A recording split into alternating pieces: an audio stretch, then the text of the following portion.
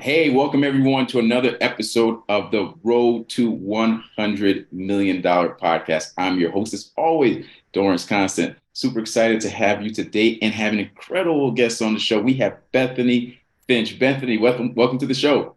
Hey, Dawrance, thanks so much for having me. I'm sure excited to be here. Awesome, for sure, for sure. Well, Bethany, I want to give folks a little heads up about you and your history professionally. So, folks, Bethany Finch is the remote RV investor and founder of American Made Home Solution. Bethany has had over 25 years founding and running four separate companies: a credit hacking business, an executive rental business, a single family residential renovation business, and a multi-family syndication business. Bethany uses her God-given gifts to further Christ's kingdom while utilizing their many properties in many different markets. She loves to see the light bulb to go off for people to be able to see the door open to opportunities they never knew were available. Awesome, awesome, Bethany. What does that mean to you? See the light bulb. I think a lot of times we become so programmed by society. Like we go to school, and the whole time in school, we're being trained how to be a good student, to go get a job, to go do what society wants us to do and what they think we should be doing. And so, anytime somebody connects with their true self and they realize, wait a minute, I am better at this and it doesn't look like what everybody else thinks I should. And that light bulb goes off like, wait, I can do this. That's a possibility. And they can become their true self and what God designed them to be. It's absolutely amazing when someone can walk in that purpose and know, wait, I was designed to be an entrepreneur and I need to go start a business and I need to create something and I need to do something different. And when they start walking in that, how much more joy they have, and not just purpose, but passion for life they have, and what a difference it makes. That's awesome, Bethany. I know you in your background, you were a teacher. Is that how that did that light bulb moment come from you as well when you were working as a teacher? Or Absolutely. So everything I did really led up to my teaching experience. And so I oftentimes taught the high level maths, calculus, pre-calculus, algebra, physics, chemistry, biology, all the things that a lot of people they claim they don't get. So I loved hearing students say, I'm told I'm dumb and I don't get math, so help me pass this class. That's all I care about. And then they come back to me years later. Yes, Mrs. Finch, I still use my algebra every day. Or yes, I still use geometry. And when I saw that click that I'm not stupid, I can learn and it's highly possible, it was like the icing on the cake for sure, because I knew they would succeed at that moment. Whatever else life threw at them, they no longer were conditioned to be what society told them to be, that they were dumb or they couldn't learn or weren't smart enough or whatever. that's super inspiring, Bethany, and especially that you were able to, be able to pull that out of folks. Because you're right. Oftentimes we're so programmed to be the way in which society wants us to be that we can even lose sight, or even not of the creativeness, the ability to really expand who we are to our fullest self, to provide the value that we truly are brought on this earth to provide that value, instead of just being, let's say, a cog in a wheel, right? So that's Right. awesome that you see that, and I'd love to hear, Bethany. I'm sure the audience would, is more about you and your story. Well, so I definitely was wired to be an entrepreneur from the time I was little, but some of that I think was developed not because I had stupid teachers, but I had teachers early on that quickly labeled me as a troublemaker because I was smarter than the average kid in class. So I would get in trouble because I was bored. So the teachers that latched on and figured out, there's something up with this one, quickly figured out a different way to utilize that. So I became an entrepreneur by the time I was 10 years old. I had already Mm. started making money on my own. I was paying my own rent by seventh grade, doing all kinds of things. And some of that was society driven in my home life, but some of it was also just, it kept me out of trouble. So teachers were smart in doing so. When college was a means to an ends, right? You're supposed to go to college to get a good job. So in my mind, I got a business degree because that was like the widest thing you could do. So it could work anywhere. And I quickly went into accounting and business in the business world and thought, this is for the birds. I don't want to do this. This is dumb.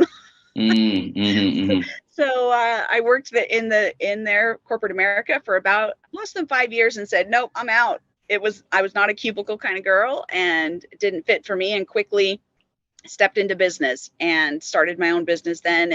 And just kind of kept evolving and building different businesses to suit my family's needs, whether it was income, whether it was flexibility. At one point, I even ran one of my businesses at a loss to offset my husband's income for tax purposes. So there's different strategies. And once I realized it's just a matter of fine tuning the thing that works best for your family, and it doesn't have to look like everybody else, I just ran with it. And so I've always had businesses going. Even when I was working full time as a teacher, I've always had businesses going. So my real estate investing, I was always looking for a way to create passive income. I recognized the job factor and didn't want to be trading time for money. So when we started down that path with real estate, I realized, okay, I could do this. I just might need to learn a few things, got the coaching, got the tools, got the training I needed, and dove in head first. In doing so, took off very, very quickly. Learned lots of mistakes that I try to help others not repeat, and then continued to go and grow from there, so that now we have the multifamily syndication. At one point, my husband had over 5,000 doors, all assets under management, all under full-blown renovations, an entire huge portfolio. And so we've gone full circle. He's gone from building and as a groundskeeper. He started as a groundskeeper and has worked his way all the way up as owner. I have always been on the business side of it. So all the contracts, the HR, the people, the budgets, the scheduling, all of that side of things. And so I reminded him when he came to work for us, we don't have billions of dollars in our budget. Stop blowing it.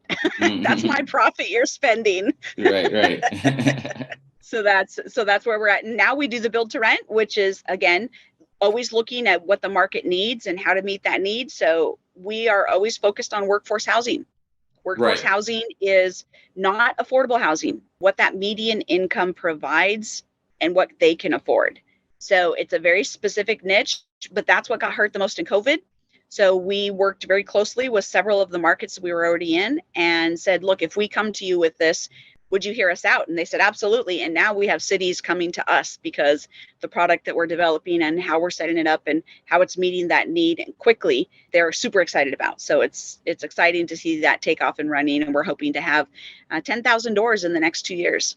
That's awesome. And you touched on a topic that's really been kind of a buzzword as of late, right? Build to rent. That's been thrown around a lot, and this is something which a lot of folks don't necessarily have the understanding of. So I'd love to hear you talk about what build to rent is and what the purpose is. What's the gap that you're filling in the market?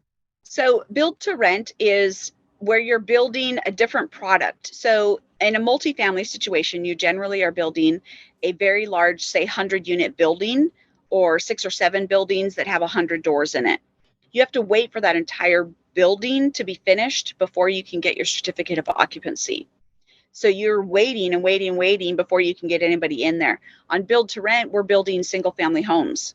Some of them may be duplexes or fourplexes, but it's a single family home community. So the moment one house is done, I can get that certificate of occupancy immediately and place a tenant. So it's a much faster process. It follows residential code, again, not multifamily code. So because of that, again, it's a much quicker, streamlined process. There are a few nuances that we've had to get approved through the codes, but it allows it to be much quicker, more streamlined, less learning for the building inspectors and things, as well as contractor-wise. You can put contractors in and off, and so it streamlines your scheduling processes. So every part about it is much more efficient, but it also, again, we're still meeting that need. We're still getting 100 doors out there. And COVID taught everybody they don't want to be locked up in their apartment with all their kids and everybody trying to be on Zoom calls. So they want houses. They want a little bit of space. We're putting in yards and things for them. They'll have community amenities like pools, walking trails, dog parks, things like that. So they get all the best of both worlds. And this younger generation prefers to rent. They're not necessarily keen on buying and purchasing a home. So it gives them the opportunity to have that and not have to worry about all the fuss and maintenance. Gotcha. So this is essentially truly a development project, right? Where you folks are building from the ground up. But instead, it sounds like instead of having to wait for an entire apartment community, let's say multifamily community, from being built, you can jump right in. Folks are able to move right in as soon as a home is completely built out. That's super interesting. So I can see a lot of that value, right? So what are I'm sure our folks want to know, what are some of the risks with, these types of projects? Yeah. So, and that's the biggest thing that people don't know, right? You've seen developments where somewhere they along the way they got started and then they just died and nothing happened and they don't know. So then they just rule all development as risky. Every investment has risk. So where the risk gets involved with development is if you purchase the land and Mm, you have no conversation with that local government, city, county, whatever that is, and they determine they're not going to let you do that project. Well, now your project is dead in the water. So now you got to find another use for that land. That's a risk. So that's part of the what's called entitlement process. If you go through the entitlement process, you're submitting your plans and your ideas to the local government. And then at that time, there you have to present it to the public. The public has to have a time to where they can voice their opinions and all of that. And at any point, that is all at risk. If the public says no, if this and this happens, or the city comes back and says, no, you got to do this, and it's no longer it's become cost prohibitive, then it could be dead in the water. So until you get that entitlement phase done, there's a lot of risk. But once that entitlement phase is done, now the city or local government says, yes, this project is a go. They may change some of the design parts of it, but the project is still a go. You can still do it. We don't have a problem with it. The public is on board with it. Everybody is good to go. So at that point, if you're coming in before that entitlement risk, or before that entitlement is done, you have a little bit more risk. But then once that entitlement is done, now that risk is completely mitigated, then it's just dependent on that operator. How good of an operator? How much experience do they have? Are they getting projects done? Are they staying on timeline? Are they staying on schedule and budget, right? Or are they just blowing the budget? That's another risk that happens with development. Sometimes developers don't see the bigger picture. They only see their little small piece of the pie. And they don't care if they go over budget. They just assume that the rest of the team is going to pay for it. And well, it's the cost of doing business. It doesn't work like that because they don't see that big picture. So our development team is actually a part of our entire GP team. So we mm, have our developer, we have our finance, I'm community relations and investor relations. We have all of us, and we all have 25 plus years experience each. So that experience, we've been down there. We've seen, we've fallen down on our faces. We've had to get back up. We've gotten burned a few times. And that again eliminates a lot of that risk because now we're constantly watching that budget. We're watching these timelines. What about this and what about this? And we can kind of predict what's coming because we've already gone full cycle on so many other projects. We can anticipate that. So once again, the risk comes to the entitlement. Once the entitlement phase is done, that risk is mitigated. Then it's on the operator and that whole part of the process and your funding, if you've got your funding lined it up. So one of the things that we've seen recently, those rates went through the roof this hmm. last year, right? Right. Just unbelievable. Smart, experienced operators like we are got a rate cap, paid the extra money, which at the time we were not happy about at Hmm. all. But again, we've been through up and down markets. Market cycles 10 to 12 years. We've already been through these. We know. So we got a rate cap. So are Yeah. we sweating it when everybody else is pulling up ship and selling out? No, we got a rate cap. We put reserves in there. We put contingencies in there. We already planned on that because we have experience and we know how to hedge our risks. Right. So you mentioned a few things that are super important. Right. Number one, the main risk is factor when beginning is essentially getting all approvals from the county, right? And so are investors participating in that risk in the beginning, or is that something where your folks are putting the money up? Help us understand what that looks So like. two ways. So the very first project we ever did, we did 100% of that all on our own. We had no investor monies at risk there. It was just our team's money at risk. And then once we got far enough into the project where we're going into the horizontal, we've got the bank loan, then we brought investor monies in. On projects 2 and 3, we looked at it and said, there's other investors who know us, who have been with us, they've seen us, they're comfortable with us, they may be willing to participate in that risk with us, and we're willing to reward them. So if they come in during that entitlement phase, we pay them a premium for that. And Hmm. then those that come in later in the process don't get that premium. So each part of it, when the risk is mitigated or not mitigated, they have different investment incentives, I would say, is probably the best part. So earlier you come in, the higher the rate of the return, a little bit more risk, but you get that return. The later you come in, the less risk, but you don't get as good a return as the earlier ones. Gotcha. And you mentioned something that was super important, right? When you're working with developers, you bring them on as a GP, essentially to, I imagine, to ensure that there's a lot of incentives aligned. So I'd love to hear you talk about that a bit more so that our folks who are listening could maybe be looking for that when they're working with development investment projects. Yeah. So the biggest thing that you hear probably the most complained about is, well, I hired a developer. Did you hear the word hired? They Mm, weren't a teammate, right? There's no incentive there. It's a job to them. So once they get paid, they're out, they're done. But if they're part of a team and their incentive is to see the project all the way through, that's a different scenario. So we always are a team. We do not, yes, we have subs that we hire, like my streets guys, they're not part of my GP team, but my overall developer is. So if the project doesn't come to fruition, he's not getting paid. There's stepping stones and benchmarks that have to be met all along the way. You don't just, so many times I hear, well, the developer wanted half down, and so I gave it to him, and then he never showed up to do any of the work. And then they just lost all their money. And now they're bankrupt, basically, and the project is a no-go. We've never done that because, again, it's got to be a team effort. So there should be benchmarks. You get paid when work is completed. There is no upfront money. End of story. How much money does it cost to clear trees off of a land? Right? Go clear the right. trees off the land. Send me the bill. I'll pay you. Right? You're not paying those guys ahead of time. So why would I pay you ahead of time? I wouldn't. But a lot of people get sucked into, and they're like, oh, well, that's just the way he operates. Then don't use him. 100%. That's the whole point, right? We need to Right. have benchmarks, and all along the way, people need to get paid, right? A workman is worthy of his hire. So he needs to get paid, but he also needs to have accountability. So if I don't see pictures, they can submit an invoice all they want. If I don't see my pictures, if I don't see my videos, if I don't have an inspector sign off, different things like this, those accountability measures aren't met, they're not getting a check. It ain't happening. Absolutely. And if you would, you mentioned rate cap, and I'm sure there's folks in our who are listening don't understand what a rate cap is, and really the importance of it in a market like this. So I'd love for you to talk about that as well.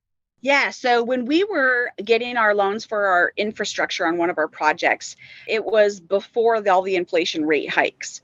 But again, remember, our finance team has 25 years experience. That's 2 market cycles plus. So they'd already seen rates kind of come up and go and see what can happen. And we've also been in the development phase 25 plus years. So we knew the risks. So the products that were being offered to us, lending wise, were adjustable rates. So if you can't get a fixed rate on a construction loan and it has to be an adjustable, if you can get a fixed rate, that's a different story.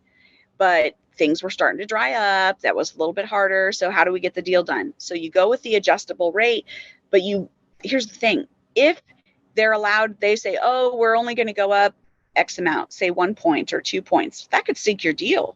Hmm. So in our situation, when we do all of our underwriting, we underwrite it at where it's at, and then we underwrite it at the max.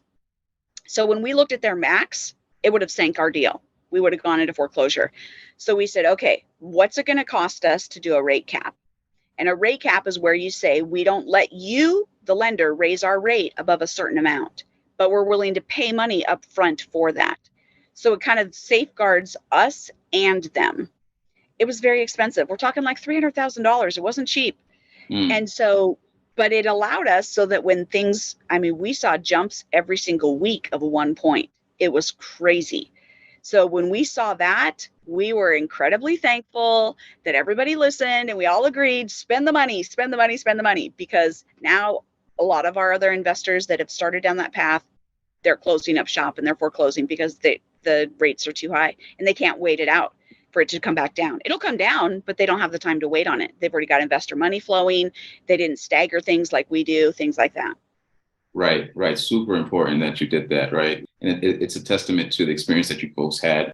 Being with 25 years, that means you've been through several of the downturns that we've had. So you were able to anticipate the potential of this happening and protect yourself, right? on both Yes. the high end and low end. So that's super, super important. I'd love to hear more about some of the strategies you folks have when you're actually going out there and choosing a build to rent site and how that fits into your long term vision. Sure. So, have you heard of Starbucks? Yes, I have. What about McDonald's? I've heard of them a couple times. Walmart? Yes, yes, for sure. Home Depot? Yeah, yeah. I think they sell home goods, right? That's right. They all have extensive marketing research departments. So they are already looking at areas that they want to grow in. Their businesses are not in it, they are growing businesses. So they're always looking at new markets and where and when and how soon and all of that. So if there's Starbucks, Walmart, Home Depot's coming to those markets, would you say that's a growing market or a dying market? I would say that is a great indicator of a growing market. Yes, very much so. So when you look at everywhere that growth is going, we don't want to grow where the growth is at. We want to go where the growth is going because our projects are taking, 5 years. So, and a market cycle is 5 to 10 years. So we need to purchase the land when it's in that down cycle so that in 5 years, when we want to potentially sell it or refinance it, we're back in that up cycle. So we need to be out, not where the growth is, but in those secondary and tertiary markets where Starbucks is already starting to go, where there already talk of it, it's rumored, we're trying to capitalize on that land then, right? The city governments are recognizing the growth is coming. A lot of times the state comprehensive plans dictate. In Washington state, we knew where 20,000 units had to be in the next 5 years, and those city governments had no plans whatsoever. So they need developers like us to come in and say, hey, we've got a solution to your 20,000 unit product. We'll take 10,000 off of those or 2,000 off of those or 500. And now we get to be the one talking to them instead of waiting for them to come find us. Awesome, awesome. So you're looking at the indicators from the private sector, right? Where they've spent millions and millions of dollars and essentially determining where they're going to be, as well as connecting with the government and understanding their needs, putting that together, and that kind of gives you a great idea of where you should be looking for your next plot of land and investing in for that cycle of 5 to 10 years. Right. Well, and the biggest thing too to remember is ours is only geared towards workforce housing. So if there's no work in the area and it's taking them 2 hours to commute to there because that's where they can afford, well, that's too far. Mm, Right? Most workers an hour max. So we need to be looking at where the work is as well. So if there's a new plant going in and it's going to be done in say 3 years, right? Building around those cycles of the work and the employment as well. We literally have some of our markets, they're putting on public television. Builders, please come. We have 2,000 jobs we need to fill, but there's no houses. Please come. Those are good right. markets to be in. Absolutely. Absolutely. So help us understand, how do investors participate in these types of projects? Yeah, so there's multiple ways that investors can participate. A lot of it depend on their individual risk tolerance. We already talked about if they come in early, they can get an incentive. If they come in later, they don't get that good incentive, but it's still a good return on their investment. So they can come in either through a fund. We do have funds set up, and they can come in through a fund where it's kind of diversified through a couple different phases and products, or they can come directly into an individual product and be an owner of that product. So for instance, our first build to rent that was 100 units, they could be owners of just that 100 unit. Or they could come in on our second or third, and our third one, for instance, is 241 units, and they could be an owner of that particular one by coming in and investing directly in that. If it's a fund, for instance, we have some groups that they are a fund manager, they have their own investors, and they invest as a fund into ours. And then we also have our own funds where they can come in as an investment in the fund itself, and the fund directly invests. So there's Gotcha. multiple ways and multiple opportunities, and a lot of it just depends on rates of return that they want and risk tolerance. Would you kind of give us some dive deeper into what some of those rates of returns can typically look like or have looked like in the past? Yeah, so here's a good example. We had a 100K investor on one of our projects that year one of the project, they got 50,000 in depreciation. Okay. So if that was a retirement account, they wouldn't be able to capitalize on that. But this particular person wasn't a retirement account, and that's that bonus depreciation they're able to capitalize on. So did they care that they didn't get a cash flow that year? No, because they got 50K depreciation and they were capitalizing on it. Others who are using in retirement accounts, their IRAs, their 401ks, their HSAs, their Coverdale accounts, different ones like that, they aren't necessarily as concerned about cash flow because they're trying to do a legacy build. So in those situations, they're investing and it's going to sit there, and those that have come in early, some of them are getting an additional 20% bonus on a 6-month term because they took that risk early on. Then there's that 100K. Now it's getting 120,000 that first year, going into now the regular PPM where it's a normal 70-30 split. Those ones they're seeing just under a 2 times multiple. So they're getting about 1.86. So if you were a 100K investor, you're seeing about, 200K returned back to you. You don't have the constant cash flow until later, like years 4 and 5, because you have to wait for the units to get up and rented. But once they're up and rented at that point, then you've got cash flow coming in. The biggest part of it is that at the end, we'll either refinance it and we'll pull out all that equity and get all of your investment back, as well as a good upside. That's where you're seeing, sometimes, 20, 25, 26% return on your money overall. Or you'll turn around and take that and reinvest it into another project. Sometimes some of ours owners choose to 1031 with us. Then they don't have to pay capital gains and they just keep moving it from project to project, and their legacy growth just keeps going, and they're building their retirement out, and they never have to do any of the work, right? They move it along, they follow the investment, they sign up, they move it along, and it just continues to grow for them. Yeah, essentially these are all completely passive arrangements. Correct. Awesome. We're running low on time, but I wanted to shift gears a bit. Sounds like you've had an incredible career, but when you started in the real estate business, if you could have waved a magic wand and changed one thing, what would that one thing be? Honestly, don't listen to my friends and family. And why is that? Because your friends and family are well-intentioned.